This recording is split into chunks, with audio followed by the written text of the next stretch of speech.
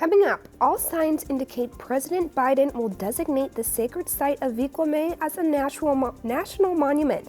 We speak to one tribal leader at the front of the discussion. Plus, Mauna Loa has erupted for the first time in 38 years. We get the latest from journalists in Hawaii. Plus, a county in Kentucky passes the state's first law banning native mascots in public schools. We'll hear what's being done to make this a state law. I'm Mackenzie Allen Charmley. Join us for those interviews, plus headlines from the ICT Newscast.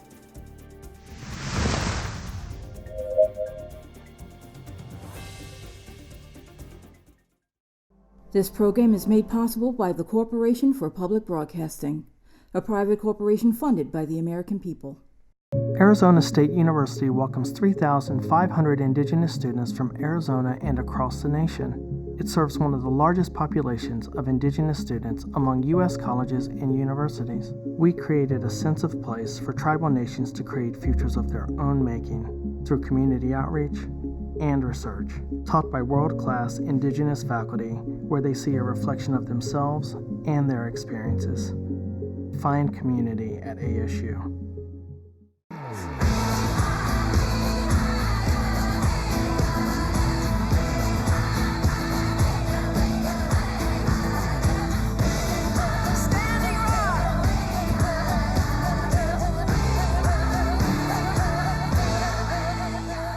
This is the ICT Newscast with Aaliyah Chavez.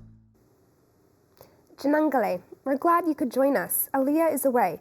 It is one of the largest gatherings for leaders of Native nations to meet with high-level officials. Dakota McDowell Wapakichi covered day one of the White House Tribal Nation Summit for ICT. Let's take a look.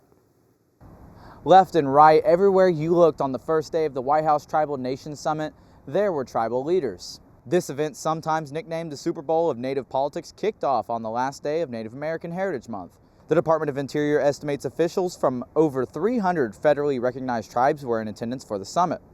It started with the first Native American cabinet opening the space. As the United States works to honor our trust and treaty responsibilities to protect tribal sovereignty and revitalize tribal communities, we must also protect access to resources for subsistence and cultural and spiritual practices. It is by acknowledging and empowering tribes as partners in the co-stewardship of our country's lands and waters that every American will benefit from strengthened management of federal lands and resources.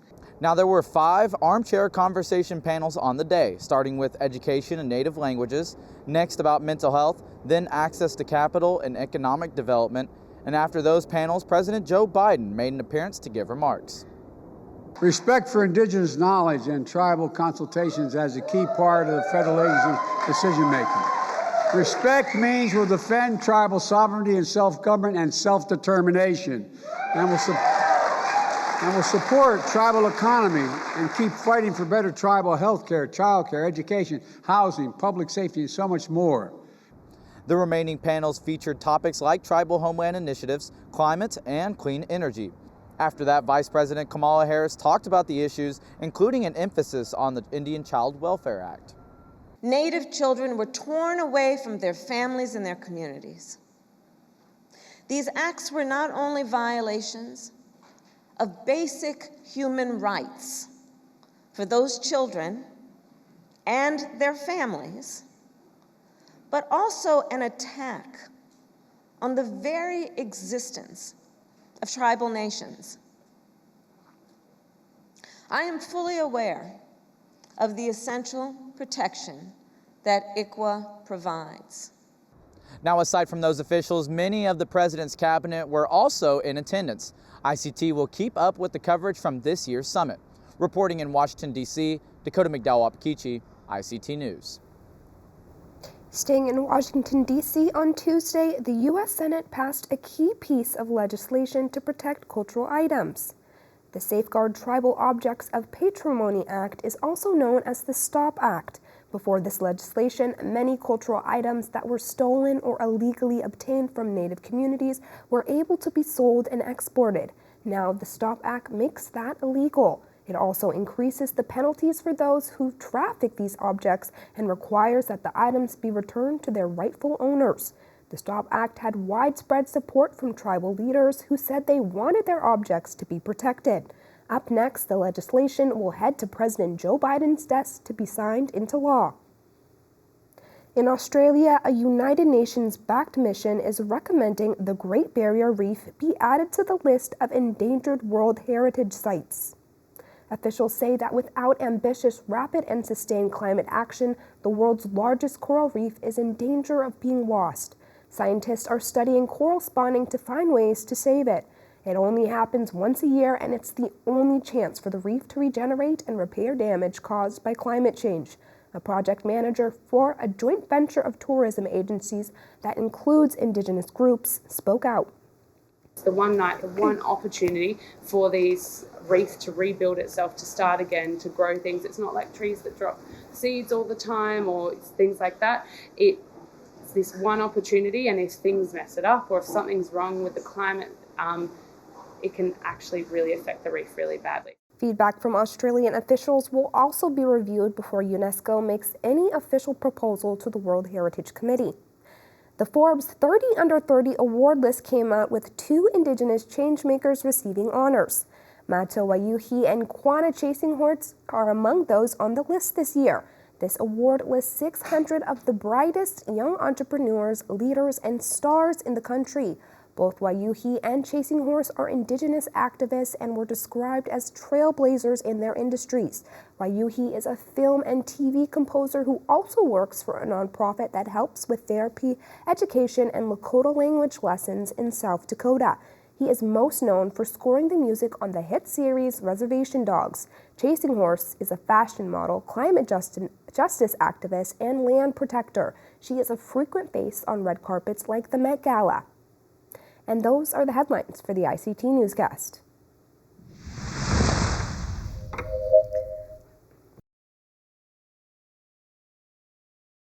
On Wednesday, part of President Joe Biden's 16-minute speech included a small bit about Spirit Mountain, also known as Avi Kwa Ame. Take a look at what he had to say. And there's so much more. There's so much more that we're going to do to protect the treasured tribal lands.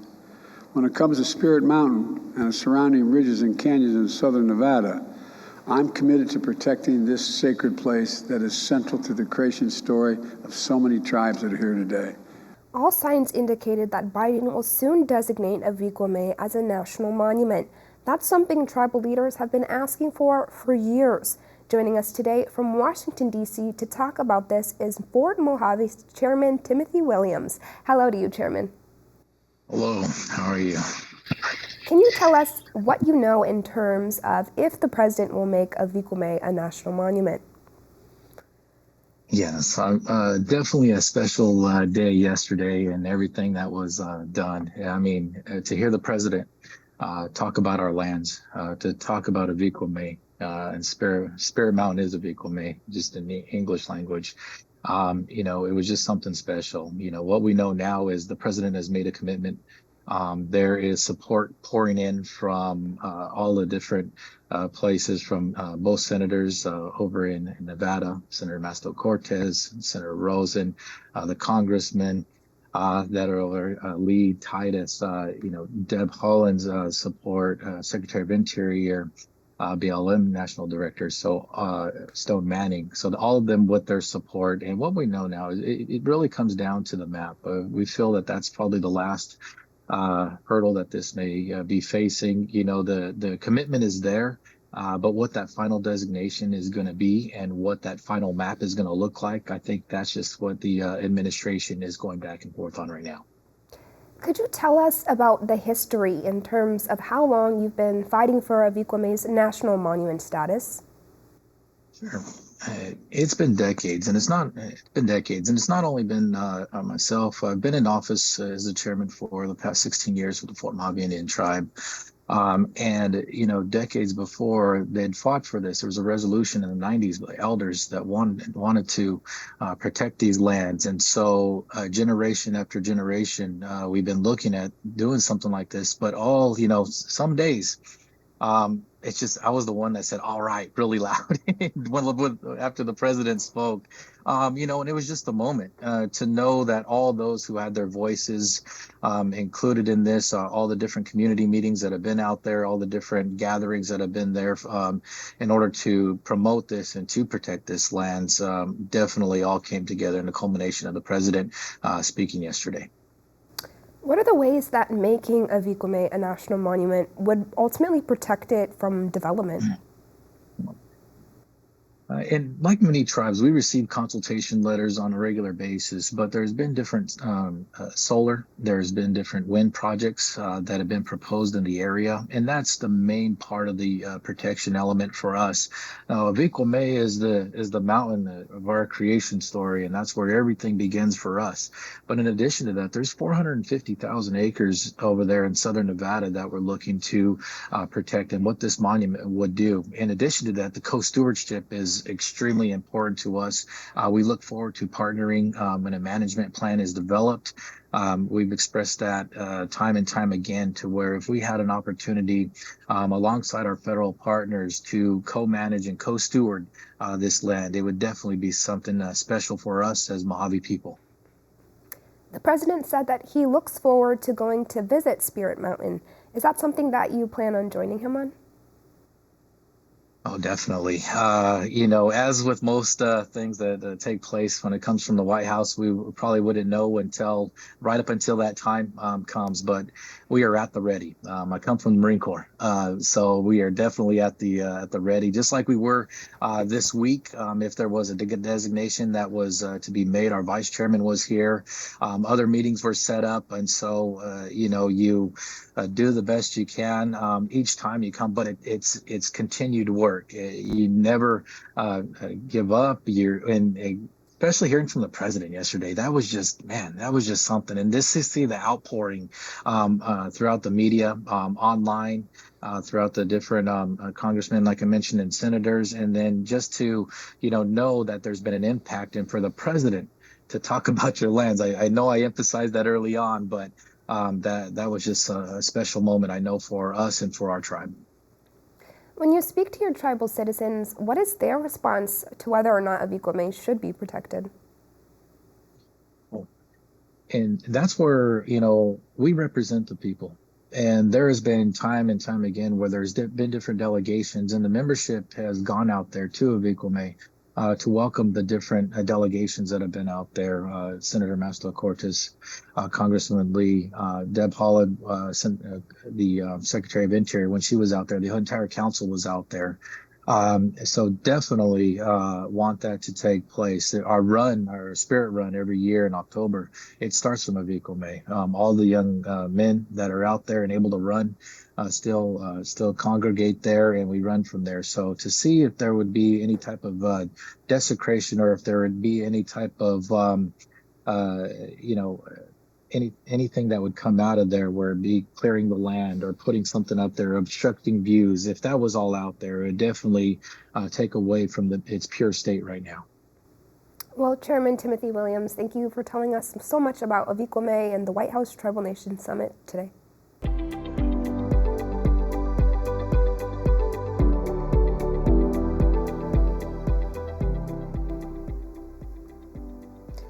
The Hawaiian volcano called Mauna Loa has started erupting for the first time in nearly 40 years.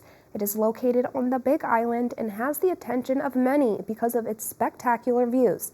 Joining us today to share the latest is Chad Blair from Honolulu Civil Beat. Hi, Chad. Great to see you. Well, thank you, and aloha to everybody tuning in. It is Thursday, December 1st. What are officials advising regarding the eruption to local communities at this point? Well, right now, Mauna Loa's lava flow is not a threat to populated areas. Those areas, towns, cities, infrastructure are many miles away. Having said that, the lava is moving slowly and surely to possibly cross a major road. It's called the Saddle Road. It connects east part of the Big Island with the western part. There's really only three ways around the Big Island. You go north, you go south, or the Saddle Road. It's the quickest way to get from east to west. It is possible within the next 2 days that the lava could flow over that road, also called the Daniel K. Inouye Highway, and that would really impact a lot of people who travel back and forth to work. But As of now, officials are advising caution, stay tuned. There's no serious threat again to populations. Even the ashfall and the VOG, the volcanic emissions that can sometimes be very difficult to breathe, are not nearly as bad as feared. But we should also say this: you never know what Madame Pele, the goddess of the volcano, is going to do. It could change on a dime.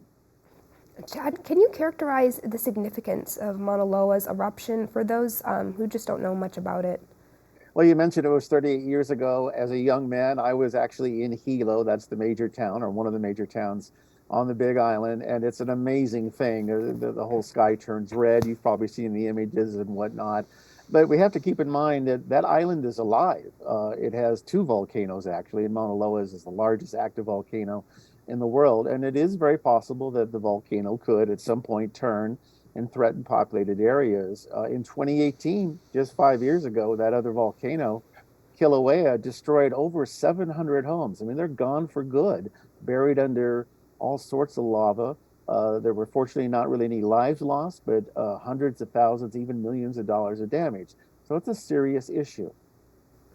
And most people think about eruptions as being like really big and explosive. What is it about Mauna Loa's makeup that doesn't have people so worried to get safe and get to safety? Lava can move very quickly, and you've probably seen some of it firing in the sky, but generally it tends to move rather slowly. I've actually seen it up close, close enough that you can actually walk faster than the lava flows. And of course, you do want to give it some space, but you can feel the heat. But right now, I think the biggest thing that's going on is all the tourists, including locals, that are gathering along the Saddle Road and other places and looking at what is described as just, I mean, spectacular is the only word that comes to mind. The island is alive. It's really amazing.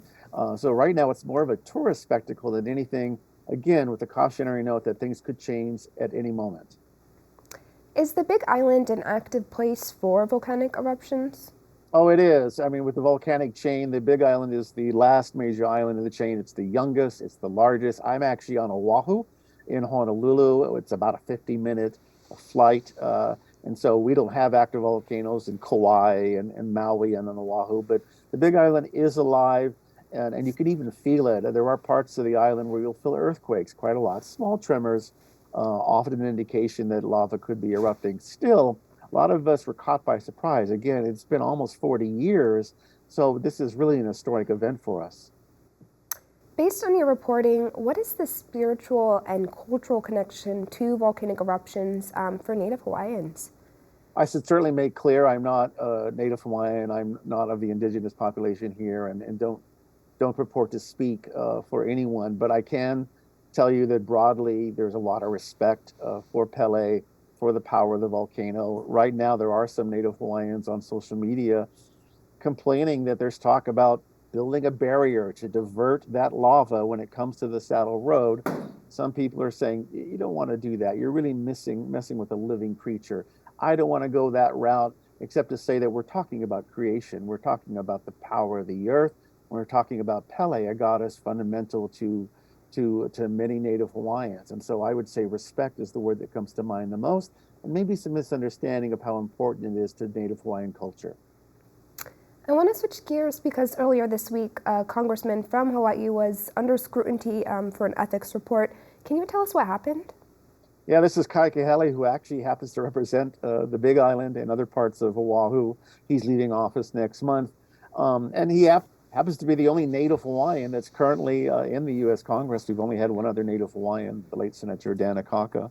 But in a nutshell, the House Ethics Commission has said it's going to look further into what they say are concerns that Representative Kahele used his official position in Congress to post items on Twitter, on Instagram, social media. Why? Because he also happened to run for governor for Hawaii this year. He lost that race, but they're concerned that there was an abuse of the office, over 400 images appearing to be the congressman doing his official duty, but kind of looks like campaigning. So we'll see how far Congress takes that probe. As you know, the Republicans are taking over in about a month, and Congressman Kahele will be out of office. I should say that they did clear him in another issue. He kept flying for Hawaiian Airlines. He's a pilot, and he kept that job part-time. There was some concern about whether that was appropriate because he does accept money from the Airline Pilots Association Union, but Kelly was cleared on that. One other thing, he has not responded to our media inquiries, so I can't speak for him on this account. Well, Chad Blair of Honolulu Civil Beat, thank you for joining us to talk about the eruption on Mauna Loa. Aloha, everyone.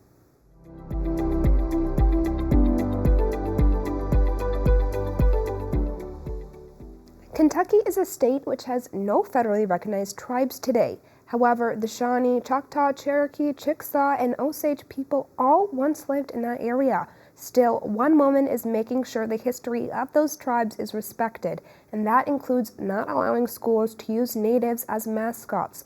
Earlier this month, Lincoln County passed a law to prohibit such use. Joining us today is Angela Arnett Garner. She's an ally and has a history of working on behalf of Indigenous peoples. Welcome, Angela. Thank you. Thank you. Nice to be here. Could you tell us why you are so passionate about recognizing these tribal nations? Well, I think that it's just so important to preserve and promote and celebrate Native American history and culture, and to educate people about it so that they can be more aware of, why it's important to fight for Indigenous rights and preserve the history and culture. So there are 11 schools in Kentucky that have Native mascots. What is your next step in getting this law passed at the state level? Well, so I have my mind on, I have my eyes on a particular a county that uses the names and mascots, and I'm going to try to get laws passed in several counties so that people are aware that it is supported by their constituency, and then take it to the state legislature. And that's how this started. I was able to pass the first Indigenous Peoples Day proclamation in Kentucky history back in 2017 in the same county that I passed this law in this fall. And the next year I canvassed the state, and I was able to pass 22 additional proclamations in cities large and small across the state. And from there, I worked with Governor Beshear on the passage of the first statewide Indigenous Peoples Day proclamation in 2020, which he has signed every year since then. And I worked with two legislators in the Kentucky legislature who passed two resolutions in 2021, which made Indigenous Peoples Day, the celebration, permanent in the state of Kentucky. You mentioned that you successfully led the campaign for Indigenous Peoples Day. Could you touch more on how you were able to do and accomplish that? Well, it started back in 2013 when I came from Louisville, Kentucky, and I noticed that there wasn't any historical markers that discussed Native American history specifically. And so I researched and wrote a two-sided historical marker that is on the courthouse lawn in historic Stanford, Kentucky. And I reached out to two-time Grammy winner Rita Coolidge's agent and asked if she would help me unveil it. And so she did in the fall of 2013. And so that enabled me to forge a lot of relationships with local officials. And so then in 2017, the mayor of Stanford was approached, and we set up a time to talk with the Stanford City Council and passed the first Indigenous Peoples Day proclamation that fall. I just wanted to touch more on Rita Coolidge's attendance on the event in the ceremony. How did that? What was your favorite part of that and getting her as a guest? Well, Rita Coolidge is such a nice person. She is so nice and kind, and she is 3/4 Cherokee. Which is the reason that I approached her, because I knew that she would have appreciation, a deep, deep feelings for what I was trying to do. And so, we walked across the courthouse lawn holding hands and lifted the cover off of the Cherokees in Kentucky marker for the first time. And she sang Amazing Grace in Cherokee for the crowd in attendance. And it was just such a beautiful fall day and just a beautiful ceremony. And, just conveyed to people the importance of knowing the Kentucky Native American history. Well, Angela, thank you so much for joining us today and telling us about your efforts in Kentucky to include tribal nations. Thank you. And that's a slice of our Indigenous world. For all the latest, visit ictnews.org. From all of us in the newsroom, stay safe, my relatives. Sometimes you got to take a stand just because you know you can. Oh, you got to run, you got to run.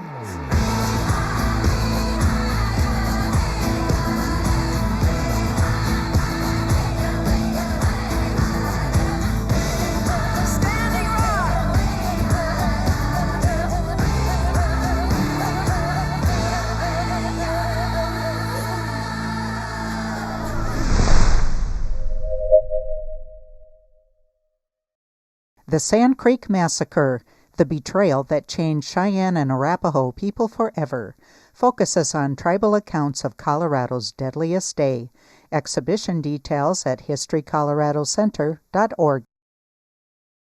This program is made possible by the Corporation for Public Broadcasting, a private corporation funded by the American people.